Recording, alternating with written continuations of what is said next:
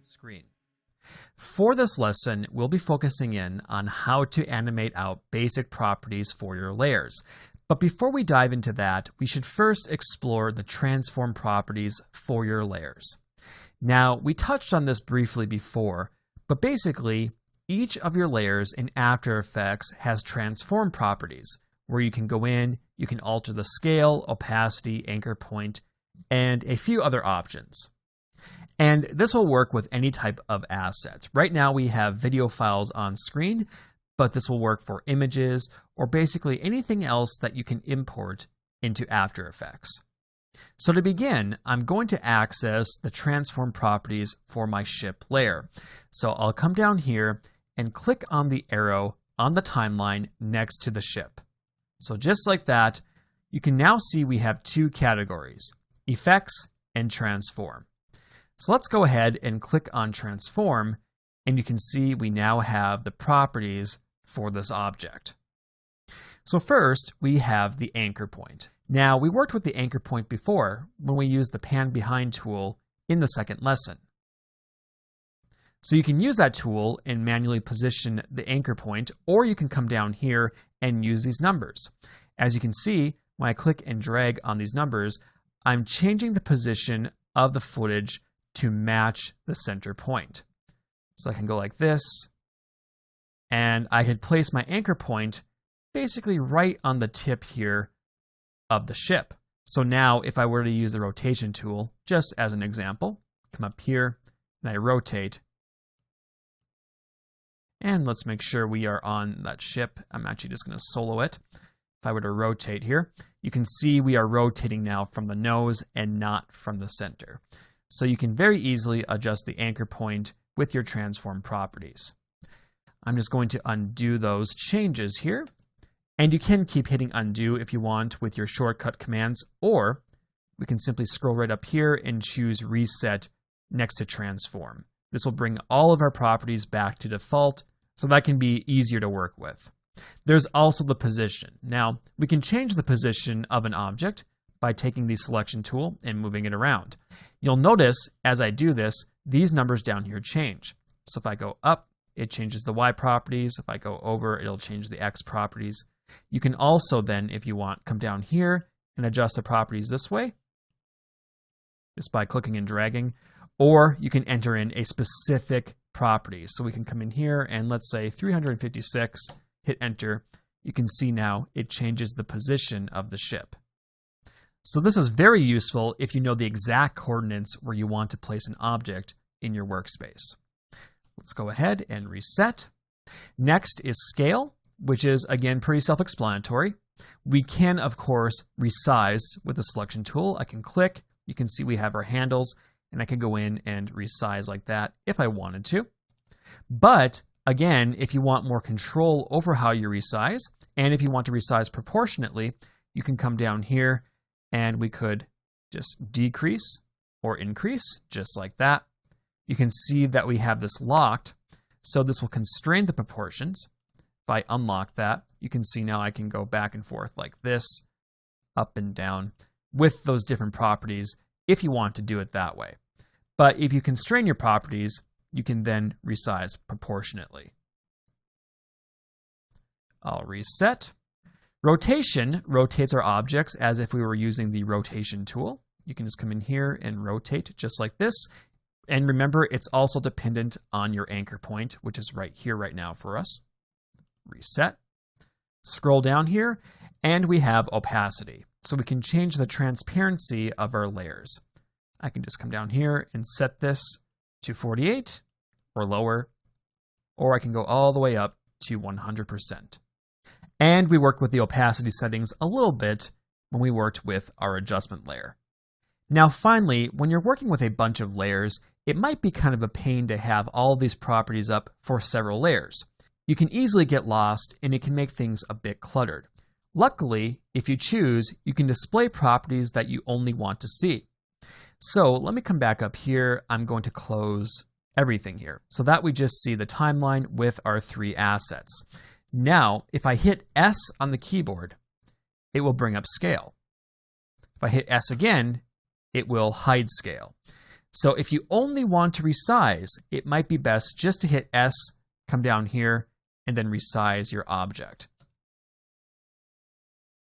So S is for scale, T is for opacity, which is a bit weird, but think of it as transparency. So T for transparency, you have A for anchor point, R for rotation, P for position. Now, if you ever want to bring up more than one, simply hold in the Shift key. So let's hit S to bring up scale. I'll hold in Shift and then hit P to bring up position. So now we have position and scale. So keep those shortcuts in mind as you work with your transform settings in After Effects. Now that we know how to access our transform settings for each layer, let's go ahead and do some animation. So first, we'll need to have the Lesson 6 project file opened up, and we'll need to choose a transform setting we want to alter. Well, let's click on the ship here, and I'm going to use scale for this. So I'll just simply hit S, and scale is now brought up. So how do we animate this out? Well, we need to use what are called keyframes. A keyframe is essentially a change on your timeline. So whenever you place a keyframe, that's where you can indicate change. So let's first place a keyframe down because we can start with a default scale and then move up or down from there. In order to place a keyframe, simply come over here to your timeline, and you can see right here we have scale. Simply click the stopwatch next to it. So now you can see right here on our timeline we have a keyframe. So let's move, let's say 1 second in, right about there. And we can now create another keyframe. Now don't hit the stopwatch to create your second keyframe. That will turn animation off and all of your keyframes will then be lost. Instead, simply come over here and let's decrease the size of this object. So I'll go like this and I'll decrease it to, let's say 75%. I can release and now we have a second keyframe on the timeline. Now what's great about this is After Effects will then interpolate the two keyframes. So between these 2 points, we'll have animation. So if I come back here, you can see as I scroll back, it looks like the ship is going into the background, as if it's being sucked into this black hole. And this works with any of your transform effects. So let me hit T to bring up opacity. I'll come back here. Let's create a keyframe. Let's go to 1 second.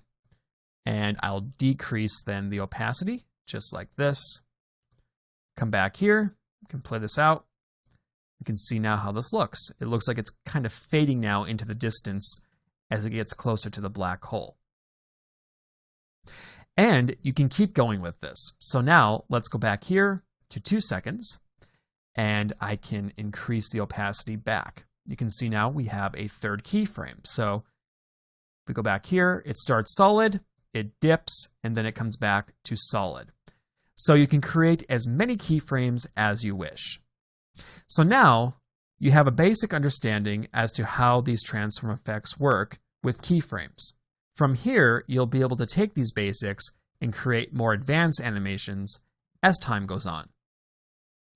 Once we have placed keyframes down on the timeline, we can alter them in a variety of ways. So first, let's go ahead and open up the Lesson 6 After Effects project file, if it's not already open. And we'll need to create some keyframes. So let's come down here and hit S on the keyboard to bring up scale. Now, when we do this, if we don't have a layer selected, you're going to bring up scale for every single layer in the timeline. So if you don't want that, first hit S and then select the layer that you want to alter. So just like this, hit S, and then you're good to go. So let's create some keyframes really quick. I can come down here and hit the stopwatch, and I'm just going to go 1 second in, and I'll decrease the size. Let's go over here and increase the size, back here, and decrease. So we now have some keyframes laid down for scale. At any time, once you place your keyframes down, you can always move them around. All you have to do is take your cursor place it on a keyframe, click and hold, and move it wherever you want. So up like this, we can move it closer, and so on and so forth. Now, the closer a keyframe is, the faster the movement will be. So as you can see, we have these two keyframes really close together, and you can see the movement is pretty quick. Now, if I were to take this and move it out, it's going to take longer for it to do that. So we're going to have a much longer time between the two keyframes for that animation to play out. You can also move multiple keyframes at once. So with my cursor, I can click and drag to create a marquee selection. You can see that those two keyframes are now highlighted because they're blue, and I can click and drag and move them out. You can see that they're both moving at once. Now, I'm not creating any distance between these two, only these two. So again, that can be useful in certain situations. You may notice too sometimes when you're animating these things out that it's kind of abrupt because we go from here and it just kind of bounces back and forth. If you want a less abrupt movement, you can create an ease in effect for your keyframes. All you have to do is select a keyframe and hit F9. So let me hit F9 on my keyboard. It changes the way the keyframe looks, and it will now ease in. And again, it's a bit hard to tell, but it eases in a little bit more. It sort of slows down as it approaches the keyframe, and it creates a more natural movement. So if you're finding that your movements are a bit too abrupt or they're just kind of jumpy, you can definitely select a keyframe, hit F9, and make it so that it eases in. Now you can also copy and paste keyframes. So let me come over here. I can click on this one. I can use Command C on my keyboard, Control C if you're on Windows. I'll pop, let's say, right in here, and then use Command V, and you can see now I've pasted this keyframe over here. Now in this case, it won't do me a whole lot of good because between these two keyframes, there's not going to be any movement since they contain the same properties. But let's say you want to move this scaling effect over to somewhere else. What we can do, let's just come down here, click on this, I'll hit S for scale, and let's move over right here and hit paste.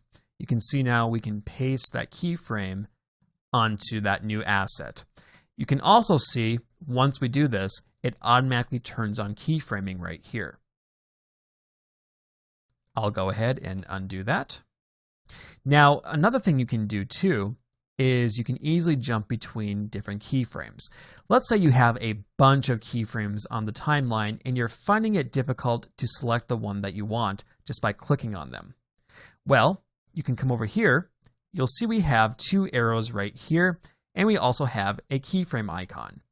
Now, this keyframe icon allows us to add or remove keyframes wherever our playhead is. So right now, there are no keyframes where the playhead is, so if I click this, I'm going to add a new keyframe. Then, if I click this arrow, I'm going to go to the next keyframe. Just like that, I can also page back to go to a previous keyframe. Just like that, this, and that. And of course, if you're on a keyframe and you click this button, you're going to remove that keyframe from the timeline. Finally, if I come over here, let's highlight all these keyframes. Now I'm going to hold an Alt.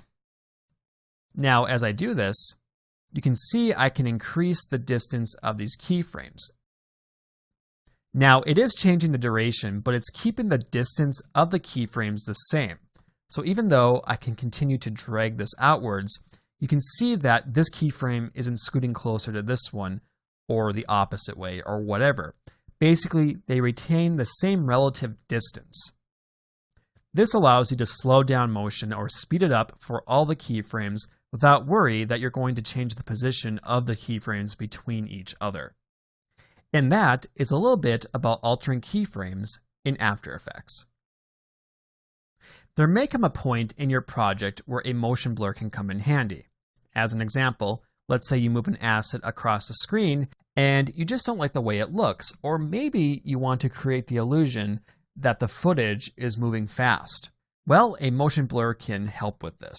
So first, let's add some movement to our layer. I'm going to come down here and click on the ship and then hit the P key on my keyboard to bring up position. I'll just scoot the position back horizontally like so. And then I will hit the stopwatch to create a keyframe. Let's advance forward to 2 seconds in, and I can then move this back to about there. So now we have some basic motion occurring. Just kind of goes like this. And that might be fine in some circumstances, but again, let's say we want to add more to this, or we want to give the illusion it's going really fast. Well, we'll first have to come down here to our layers and make sure that you have everything expanded out. If yours doesn't look like mine, just come down here and click on this button to make sure that everything is visible like this. Now, you'll want to click on the motion blur icon for your footage right here to turn it on, but at the same time, you'll also want to turn it on in the composition, otherwise it won't work. So let's come up here and click that on. So this is similar to how frame blending works. You have to make sure it's on here and on your clip. So once you have that activated, we can come over here and play this out. And you can see now we have a bit more of blur occurring here as it moves. I can even zoom in a little bit more so you can see it a little bit easier. You can definitely see it's being blurred there. So just like that, you can definitely tell there as well. So keep this setting in mind as you start to work with animation in After Effects. It doesn't only work for position. You can do it for scale and any other type of movement that may occur in the composition. Animation isn't just restricted to your transform effects. You can also apply it to special effects you may incorporate into your project. As an example, let's come over here to our Effects in Presets window, and let's click on Blur and Sharpen. Now I'll come down here, and let's choose Directional Blur. I'll click and drag it right onto our ship. So now, you'll notice that in the effect controls, under all of the effects, we have a stopwatch next to all of them. Now, this won't always happen, but in this case, this effect allows us to animate all of its properties. So, let's come down here, and let's increase the blur here. So, we have it right here. This is where we can increase it. You can see as I do this, it increases the way it looks. Let's come over here and click on the stopwatch for this effect. And now, if I come down here to my ship, I'm going to go under Effects, Directional Blur, and we can see now we have the blur length keyframed out. Now, I'll come over here, let's say to 2 seconds, and I'm going to expand this out like that. And you can see now, if I scroll back, we have a gradual blur effect occurring. And you can do this for all the properties. So let's come back here and let's click on Direction for the blur. And I'm going to go over here now, again, to about 2 seconds. And I'm just going to adjust the direction. Let's say like that. So you can see this kind of moving as we play it out. You can also adjust the properties down here as well. So right here, we can click and drag and we can adjust the properties right there. And you can go in here and just continue to add keyframes to any properties that you wish. This should work for most of your effects, but you will find that some properties in your effects cannot be keyframed. So keep that in mind as you work with keyframes in After Effects. The graph editor in After Effects allows us to go in and visually alter properties that we are currently keyframing out. So, as an example, let's go back to our trusty ship layer. I'm just going to click on this and let's use S for scale. I'll create a keyframe here and I'll come over here and zoom it back like so. And in fact, let's also alter the position. So I'll hold in Shift and then hit P to also bring up position. I'll come back here. Let's create a keyframe for that. And I'll come over here and move it like so. So we basically have something like this going on. Now from here, let's say we want to do further alterations, but we don't want to use just the keyframes. We want a more visual representation. Well, we can click on the graph editor, which is right here. So as you can see, we have a few different things going on here. If I click on this one, we have a different graph. If I click on that one, we have, of course, the positions graph. From here, if we scroll back, we can see that there is a constant change for the position. If we were to come down here and take our cursor and drag this around, let's say we create a bend of sorts and come back here.